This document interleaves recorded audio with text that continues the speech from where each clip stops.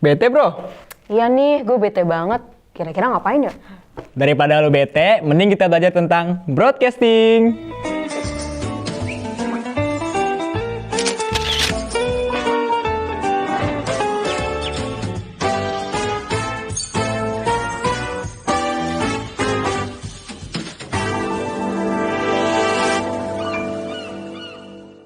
Halo Sobat Kreatif. Kenalin, nama gue Lulu. Dan gue Renjana.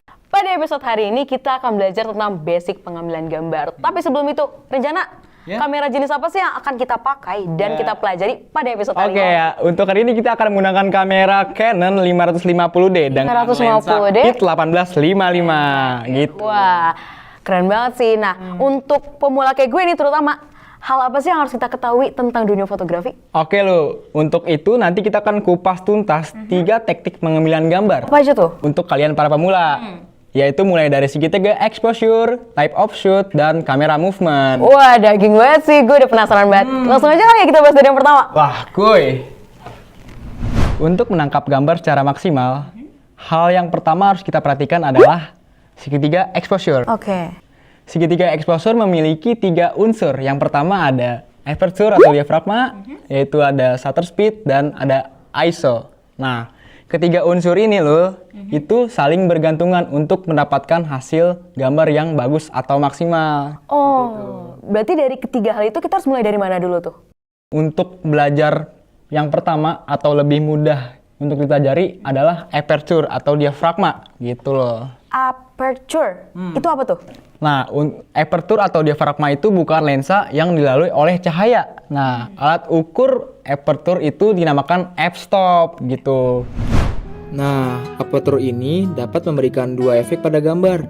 Yang pertama, aperture dapat mempengaruhi pencahayaan. Jika angka f-stopnya kecil, maka bukaan lensa semakin besar.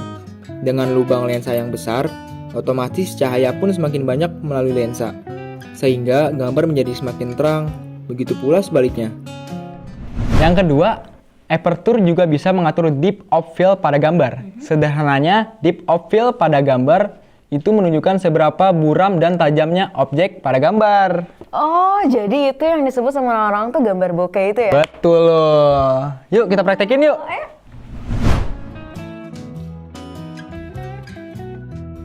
Semakin besar bukaan lensa, maka dapat menghasilkan depth of field yang rendah. Jadi, gambar bisa jadi bokeh.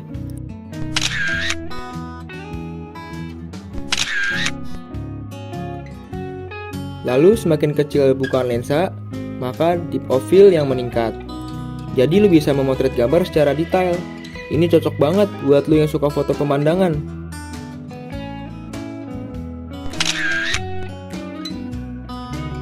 Walah, jadi fungsi aperture itu penting banget ya? Ya, bener banget. Gue coba simpulin ya. Boleh. Jadi, jika angka f-stopnya ini kecil, bukaan lensanya itu jadi besar. Sehingga cahaya yang masuk jadi banyak. Betul. Hasil depth of field pun jadi rendah dan ke gambar itu hasilnya jadi bokeh dan terang. Nah, kalau angka f-stopnya itu besar, Ya. bukaan lensa jadi kecil, Betul. cahaya yang masuk jadi sedikit sehingga hasil depth of field-nya itu tinggi dan hasil gambarnya itu jadi tajam dan gelap. Ya, bener banget tuh. Masih penasaran nggak sama 2 komponen segitiga exposure? Masih dong. Yuk, stay tune aja tetap di BT Bro, belajar tentang broadcasting.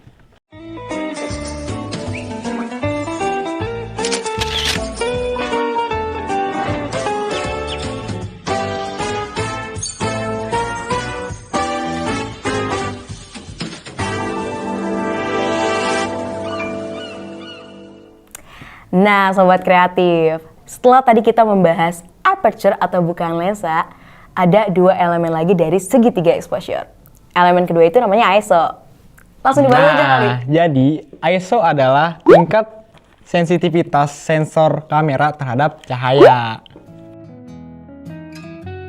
Nilai ISO yang rendah membuat sensor kamera kurang sensitif terhadap cahaya, jadi gambarnya akan gelap.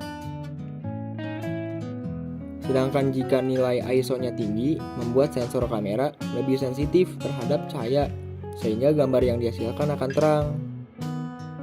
Namun perlu kita ingat, peningkatan ISO berlebihan dapat menimbulkan efek noise loh. Efek noise itu apa sih? Efek noise itu munculnya bercak titik-titik pada gambar yang dihasilkan nantinya. Oh gitu ya, berarti tadi setelah kita belajar aperture dan ISO, kan ada shutter speed tuh. Betul. Itu apa tuh? Nah, shutter adalah sebuah tirai atau ranah penutup pada sensor kamera. Sedangkan speed adalah kecepatan. Sehingga shutter speed adalah cepat atau lambatnya sebuah tirai atau ranah untuk menutup sensor pada kamera dalam menangkap gambar. Gitu loh. Terus efek dari shutter speed itu kayak gimana tuh? Mending kita langsung praktekin aja yuk. Ayo. Shutter speed juga dapat menghasilkan dua efek pada gambar. Pertama, jika angka shutter speednya tinggi, maka penutup ranah akan cepat menangkap gambar.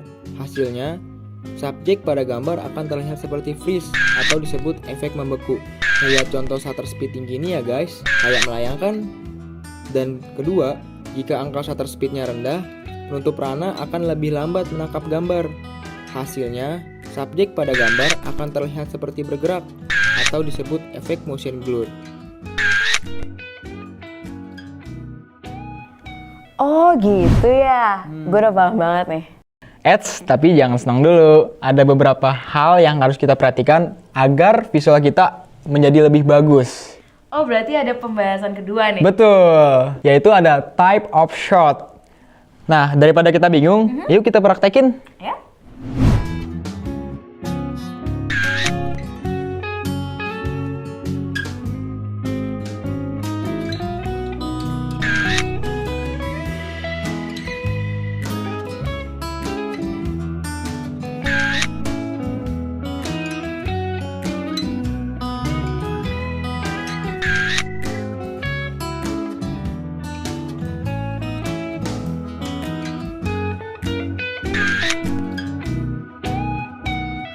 Oke, gue simpulin ya. Boleh. Dari pengambilan gambar tadi atau type of shot, ada 5 yang gue tangkap. Extreme long shoot, medium shot, medium close up, Oke. close up. Kalau extreme long shot itu pengambilan gambar yang benar-benar dari jauh, itu backgroundnya kelihatan banget dan subjeknya itu kecil. Oke. Terus ada long shot, pengambilan juga dari jauh, backgroundnya kelihatan tapi subjeknya itu terlihat dari atas kepala sampai ujung kaki. Betul. Lalu untuk medium shot itu pengambilan gambar yang subjeknya itu terlihat dari ujung kepala sampai pinggang. Betul. Nah lalu ada pengambilan medium close up. Itu pengambilannya di mana subjek terlihat dari ujung kepala sampai dada. Ya. Lalu terakhir ada close up, itu biasanya untuk pengambilan gambar yang melihat lebih detail. Kayak contohnya kepalanya doang atau untuk detail-detail lain ya. Oke. Yang terlihat lebih dekat. Betul. Betul. Segitiga exposure udah. Ya. Type of shot udah. Ada lagi nggak sih yang harus kita pelajari sebagai pemula? Masih ada dong. Eits, jangan kemana-mana ya guys. Kita belajar terus dan stay tune di acara BT Bro. Belajar tentang broadcasting.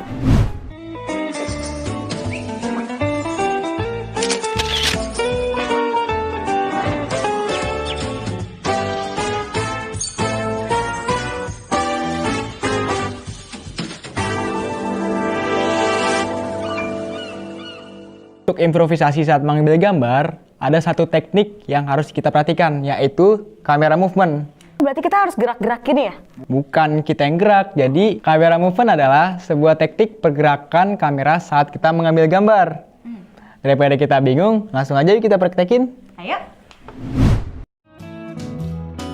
Teknik ketiga ini hanya opsional ya guys, tapi ini sangat berguna banget buat kalian yang menggeluti videografi. Jika kalian pakai teknik ini, dijamin video kalian nggak akan terlihat monoton. Dulu, coba lu ambil kamera movementnya. Kayak gini Ran ngambilnya. Iya lu, tapi jangan gerak-gerak ya, yang stabil.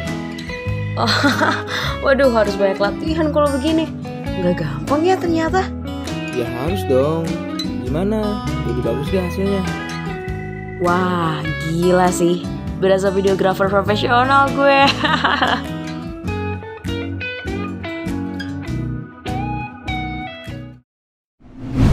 Oh, oke, gue paham banget nih dari praktik kamera movement kita tadi nih. Oke. Ada 6 kamera movement. Betul. Pertama ada pen right, Hand right, pen hand left, tilt down, tilt up, lalu ada track out, Track dan out, track in. track in. Oke, gue coba jelasin satu-satu Boleh. ya. Nah, kalau misalkan pengambilan pen left itu pergerakan kamera dari kanan ke kiri. Ya, Lalu pengambilan pen right itu dari kiri ke kanan, kebalikannya. betul. Nah, terus untuk tilt up pengambilan gambarnya itu dari bawah ke atas. Nah, terus kalau tilt down dari atas ke bawah, Betul, kebalikannya. Nah, terus betul. yang terakhir itu ada track out, track in. Jadi track out itu kameranya itu menjauhi objek, Ya. kalau track in mendekati objek. Betul, Bener ya? betul. Wah, makasih banget sih Renjana udah Keren mau banget. jelasin. Dan gue jadi nggak bete lagi nih. Gue belajar banyak tentang dunia videografi dan juga fotografi. Oke, sama-sama Lulu. Semenjak kita belajar tentang foto dan videografi, lu jadi mengerti, Iya, jadi bener semakin ngulik nantinya. Oke, buat sobat kreatif yang ada di rumah, kita kan sudah belajar hal-hal terpenting tentang foto dan videografi. Untuk itu, saksikan episode kita selanjutnya tetap di BT Bro, belajar tentang broadcasting. BT Bro.